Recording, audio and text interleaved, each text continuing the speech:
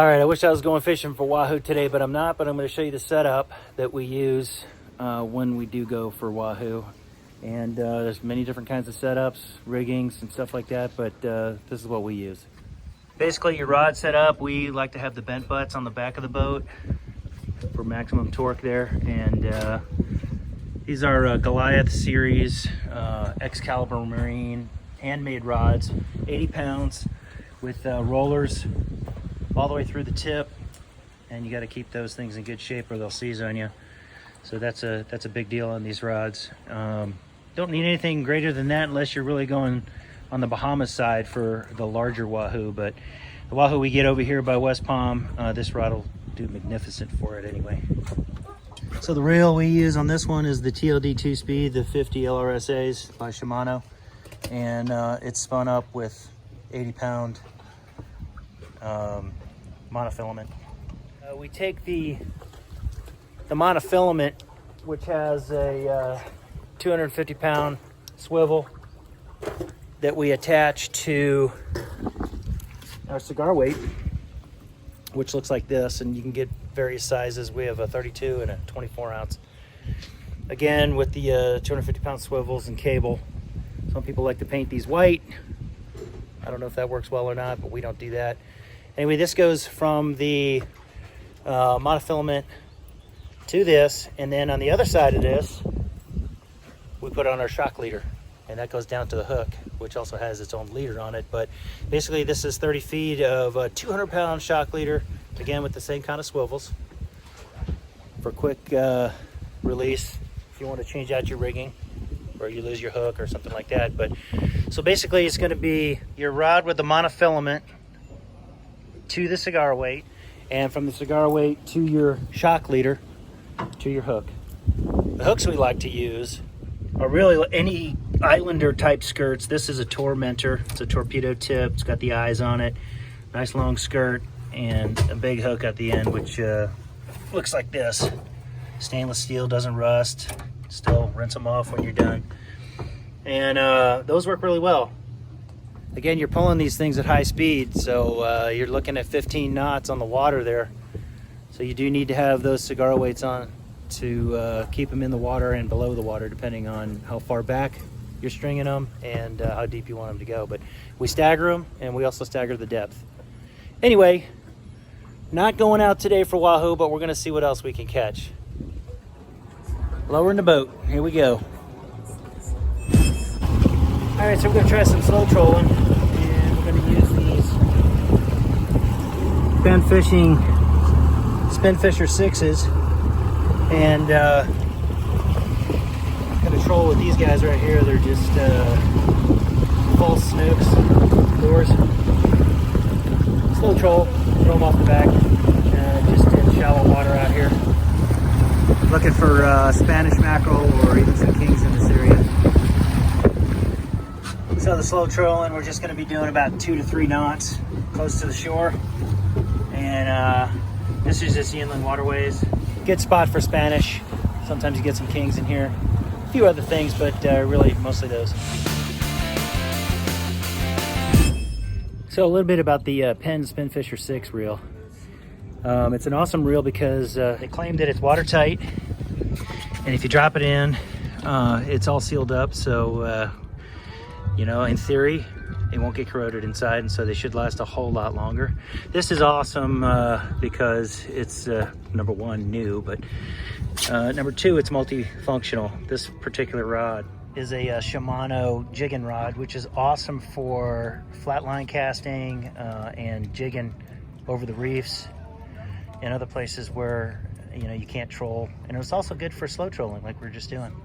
We got it spun up with 40-pound braid to basically just a little 80-pound swivel, metal leader for the biters, since we're out here for kings and Spanish mackerel, and of course our lure.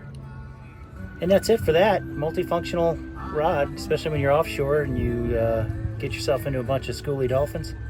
You can whip that thing out and start catching them with that too.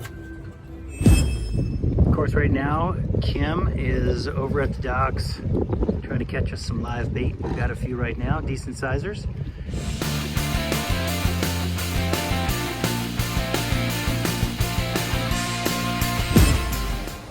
at that manatee. Big old manatee right by the boat. Should be two of them. Go look for the other one. Yeah, looks like he's right here. I see some kind of a shadow. Yeah. I think that was just sand swimming around, scarfing up all these little greenies right there. That's it. They come, they go. They're all over the place though.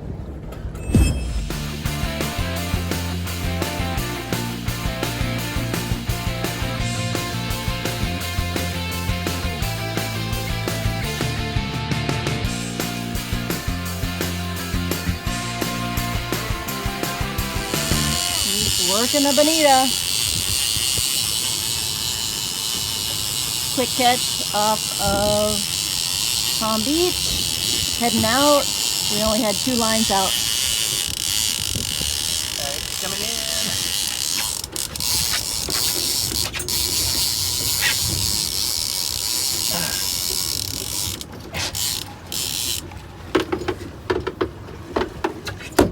He's going under the motors. Turn the boat to the left.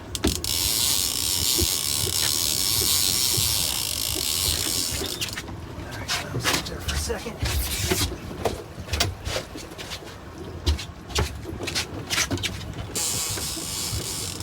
Turn to the left, he's going under the motors.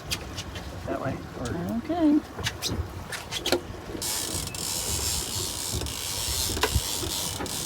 Yeah, I got color. I got color. He's a mahi. Ooh. Ooh. Nice one. Oh, he's trying to fight. Nope, bonita. I'm swinging in. I was hopeful. Nice one. All right.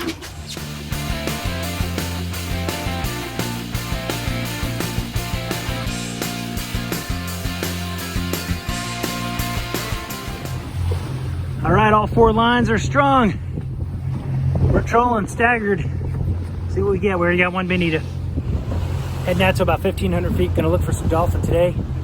The bonita we got, we gilled it just to bleed it out, just in case we want to keep it later. But otherwise, if we get some more that are bigger, we'll probably use this one for bait.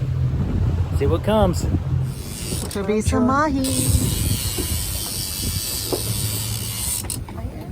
A little bit. I'm saying that I'm still Not sure what it is yet. If it's mahi, we'll keep them in the water and see if we can get the other trout over.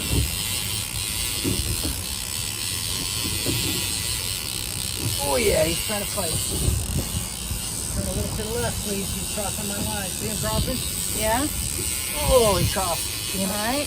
We're Okay, forget it. We're 080. Yeah. Yes, sir. Mahi. Woo! Oh yeah, I can see the color. You can see it. Oh, look at him. Look how blue he is. See how blue he is? Yeah. Keep him in the water. I think it is anyway. Yeah, he's blue. Oh. And there is weed on the line. Oh, sweet. Come on, brother. Keep him in the water. All right. Go to idle.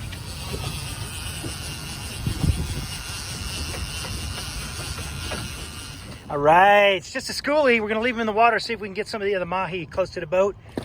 And the trick is leave him in the water, and he should get some of the other school. He has a risk of losing him. He's small anyway, so we'd let him go probably. But if we leave him in the water, the other school should get over here. We'll see. We're going to bait the water up a little bit.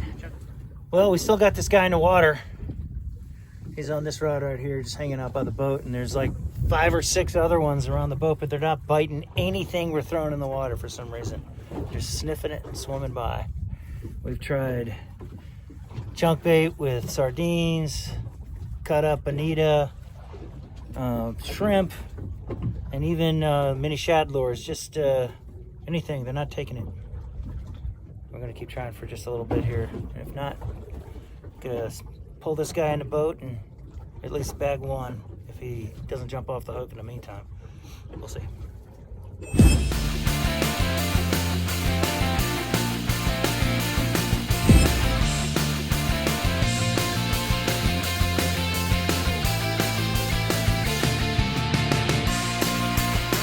Crabs in the crab trap.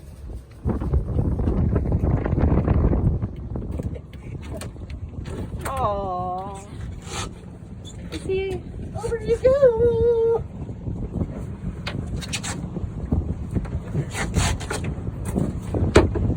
Good eating later. Back at the docks, and it is fillet time. Just filleting up this mahi right here. Got a couple out of one side. Gonna get another couple out of this side. So these look pretty good though. Not a big mahi, but it's gonna be a tasty one. Catfish down there are just loving it. Eating up all the droppings. It's the perfect nature's recycling machine.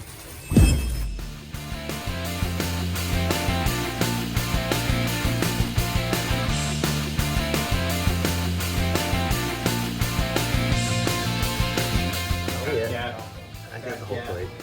Oh yeah, I'm gonna eat all that. This is the lemon butter garlic. That's the blackened mahi, and then the bonito over here.